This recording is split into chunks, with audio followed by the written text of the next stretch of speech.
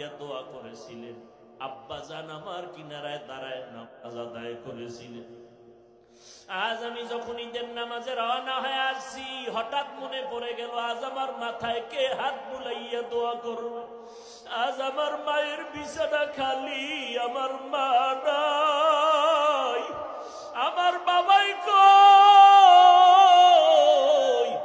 যেই বাবা কত কষ্ট করে করে আমাকে মানুষ বানাইছে, ওই আমার আব্বা আম্মা কত সময় কষ্ট করে মনে চাইতো মা, বাবায় মনে মনে বলতো ইলিশ মাছকে নিয়ে একটু খানা খাইতে পারলে দিলটা ভালো লাগতো। কিন্তু মনে আশা ছিল, টাকা নাই, কিনতে পারে নাই। মায়ের মনে চাইছিল আঙ্গুর বেদানা খাবে, টাকা নাই, কিনতে পারে নাই। আজকে তোমার ফ্রিজে ভরা ফলের অভাব নাই, মাছের অভাব নাই, কিন্তু তোমার ঘরে মাছ আর ফল থাকলে কি হবে?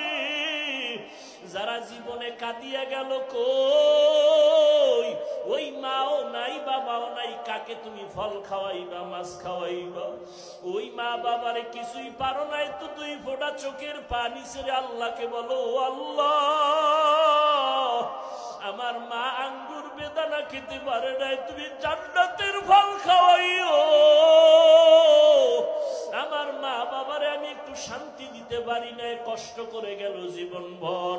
আমি এখন একটু কামাই রুজি করিয়া মা বাবারে খাওয়াবো, আমার টাকা পয়সা আছে, কিন্তু মা বাবারে পারলাম না।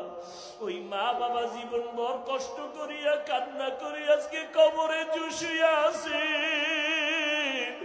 ও আল্লাহ, আমার মায় যদি আজকে বেঁচে থাকতেন, আমি টাকা দিয়া নতুন নতুন শাড়ি পরাইতাম, এসির রুমে ঘুম পাড়াইতাম। আমার বাবারে আমি কত এসিওয়ালা রুম দিয়ে আরাম দিতাম, কিন্তু আমার টাকা আছে, এসি আছে, কিন্তু মা নাই, বাবাও নাই। ও নিষ্ঠুর সন্তানেরা, এত নিষ্ঠুর কেন হইছ? এক ফোঁটা চোখের পানি ছেড়ে আমার মালিকের কান্না করে বলো, ও আল্লাহ আমার মা কবরে, বাবা কবরে, দেওয়ার মতো কিছু নাই, তুমি জান্নাতের বিছানাটা বিছাইয়া দিও। ওই মা বাবারে জান্নাত দাও, ওই মা বাবার বাধ্যগত সন্তান হইয়া দোয়া করার তৌফিক দাও। আজকে স্ত্রীর পেছনে দৌড়াও, টাকা খরচ করো, ওই মা বাবার চোখের পানি না থাকলে তুমি পরীক্ষায় ভালো নাম্বার পাইতা না। ওই মা বাবার চোখের পানি তোমার পেছনে না থাকলে তুমি আজকে সম্মানের চেয়ারে বসতে পারতা না। ও আল্লাহ, তাকাইয়া দেখেন এই ময়দানে কারা ইয়তীম। ও বৃদ্ধ বাবাজি, ও পর্দার আড়ালের মা বোনেরা, ও যুবকেরা, আল্লাহর কাছে মাথা নত করে চোখের পানি ছেড়ে দোয়া করো। এই বরকতের মাস রমজান মাস, গুনাহ ছাড়ো, 5 বেলার নামাজ পড়ো, মা বাবার দোয়া নাও। যদি মরিয়া যায় কবরের কিনারায় যায় আলহামদু সূরা দরুদ শরীফ কুল হু আল্লাহ পড়ে দোয়া করো। ওলামায়ে কেরামের দেখা হইলে দোয়া চাইও, হুজুর আমার মা নাই, বাবা নাই, একটু দোয়া করি, আমি বড় ইয়তীম। ও সন্তানেরা, ওই বাবা এমন একটা রাত নাই টেলিফোন না করিয়া ঘুমাইছে। আজকে ওই মা বাবা কবরে তোমার পরে আছে, একবারও খবর নিতে পারলা না কোন হালাতে আছে। ও আল্লাহর সন্তান, আল্লাহর বান্দারা, ওই মা বাবার সন্তান, ওই মা বাবারে হারাইয়া অচেতন হইয়া তুমি গুনার কাজে লিপ্ত হয় না। যদি গুনাহ হইয়াই থাকে এখন তওবা করে নাও। মরিয়া গেলে যাব, আর কোনোদিন নামাজ ছাড়ব না, বেপরদায় চলব না, মা বাবারে কষ্ট দিয়েছি আর দিব না। মা বাবা বেঁচে থাকলে যুবকেরা বাসায় গিয়া মায়ের কাছে গিয়া দোয়া নিও। মাকে বলিও, মা মাথায় হাত বুলাই একটু দোয়া করিয়া দাও। তুমি যদি দোয়া করো, আমার আল্লাহ আমার উপরে আর রাগ করবে না। মোনাজাতে অনেকে কাঁদলো, আমার চোখে কেন পানি নাই? আমার আল্লাহ বুঝি বেজার। ও মা, তুমি আমার উপরে বুঝি রাগ করেছো?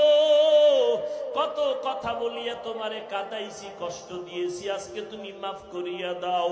এমন কোন মা নাই তোমার মাথায় হাত না দিয়া দোয়া করবে? ওই মা বাবার দোয়া নাও, আর আল্লাহকে মনে মনে বলো, আল্লাহ এই ময়দানে আমার মতো গুনাহগার কেউ নাই। আমি গুনাহ করার কারণে আমার হাত না পাক, চোখ না পাক, জিহ্বা না পাক, অন্তর না পাক। এই অবস্থায় মরিয়া গেলে কবরে জাহান্নামের আগুন। ওই কবরে দুই পার্শ্বের মাটির চাপ সহ্য করতে পারবা না রে বাবা।